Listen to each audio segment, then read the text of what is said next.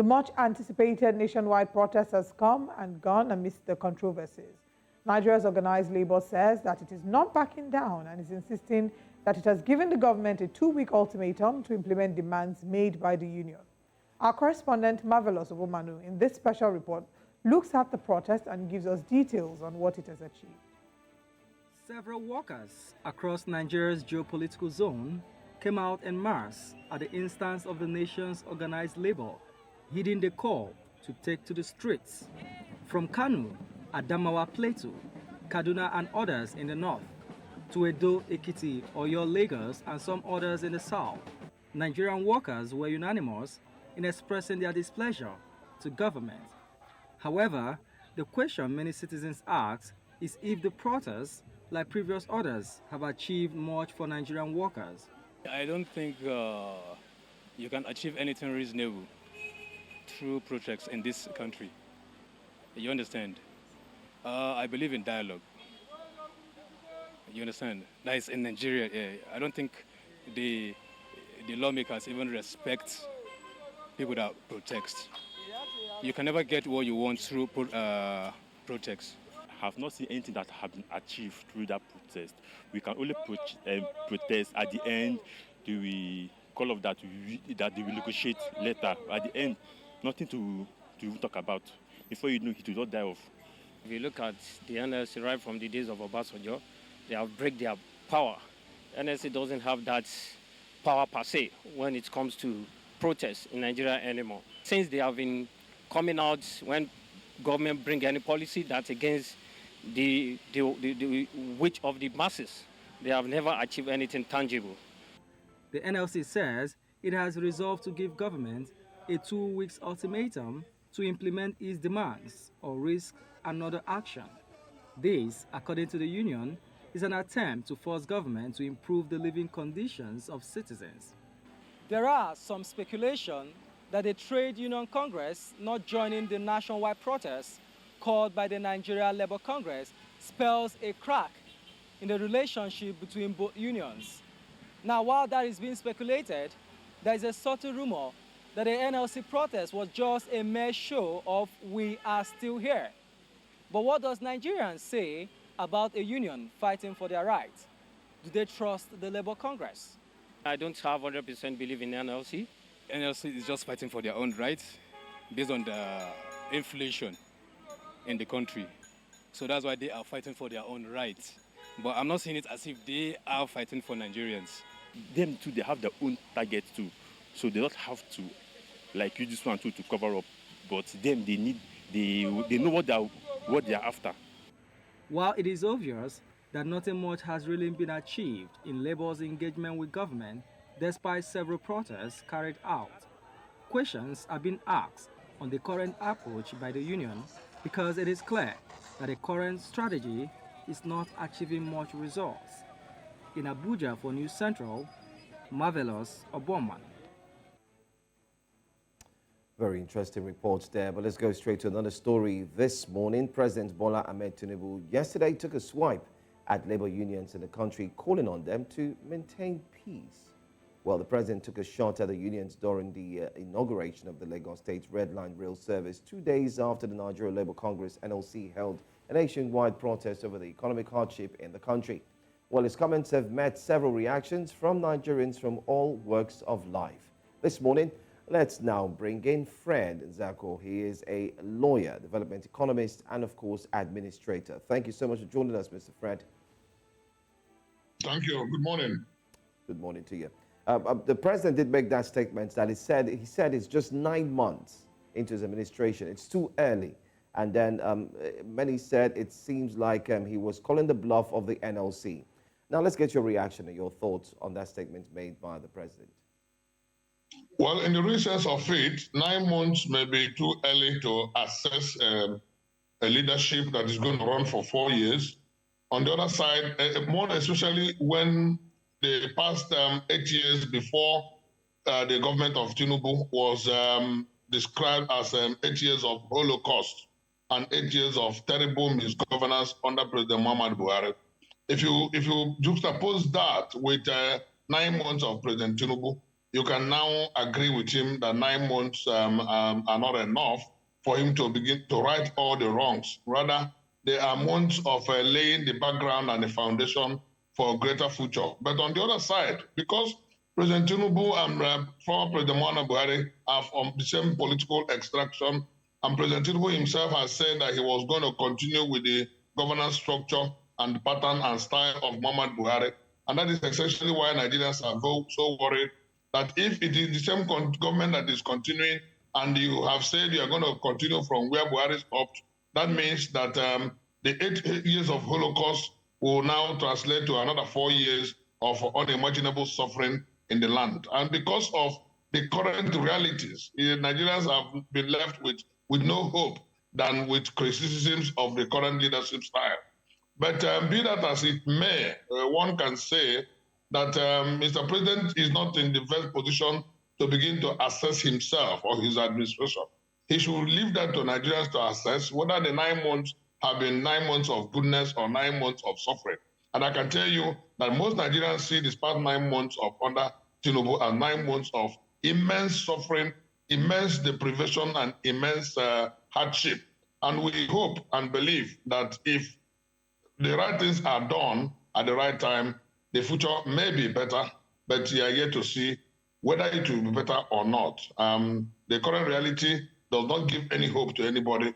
So Mr. President should not begin to throw such jabs because Nigerians will not take it lightly with him.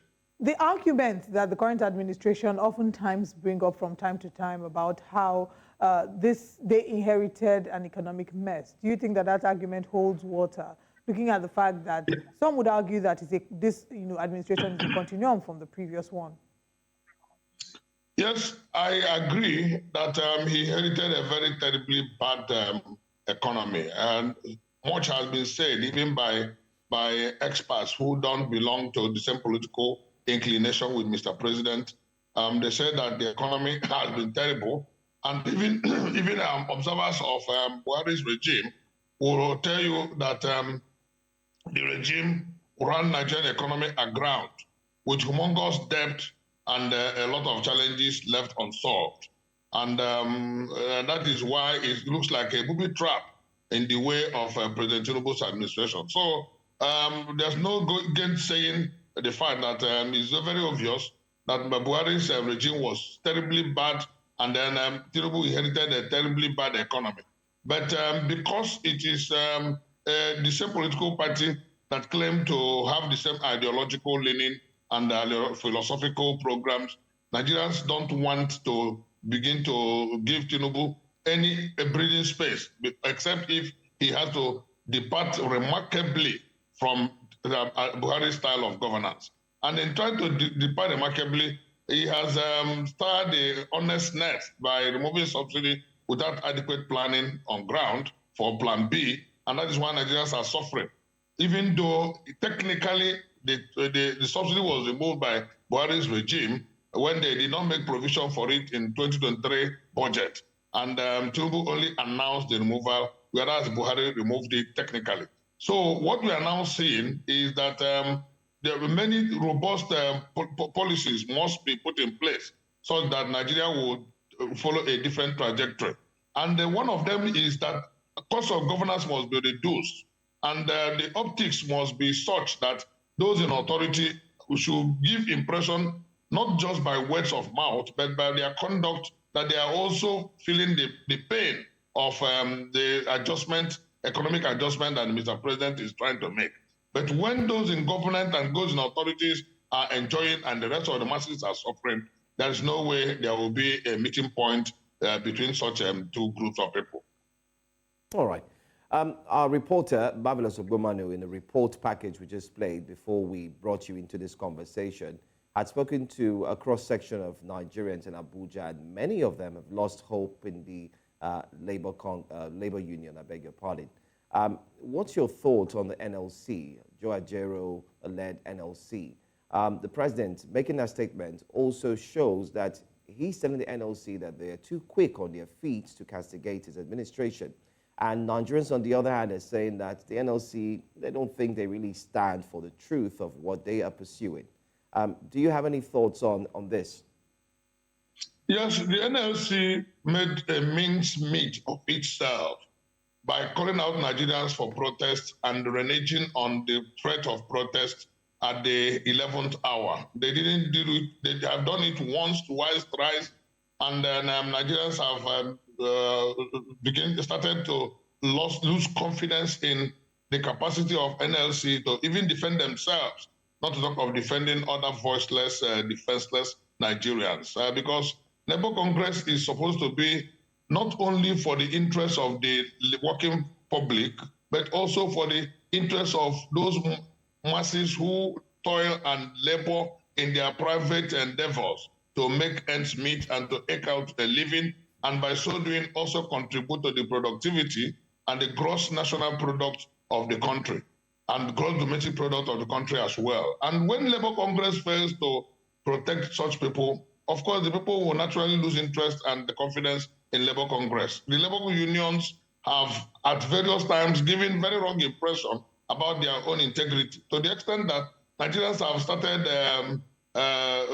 thinking or feeling that they will raise the issues of strike only for them to be settled at the back end, and they will capitulate when it mattered most. And if Labour has been doing so, and if Nigerians have lost such confidence in Labour, I can tell you that that is one of the reasons why the government and Mr. President would insinuate that Labour has become more political than a Labour union. Not only because of the fact that Labour clearly identified with a certain political party in the last general election, but the attitude of Labour unions and the Labour Congress themselves has given them out as essentially being political in their attitudes, in their conduct, more than the issues about labor and the welfare of Nigerian masses. So I can think that, and that is why they need a lot of effort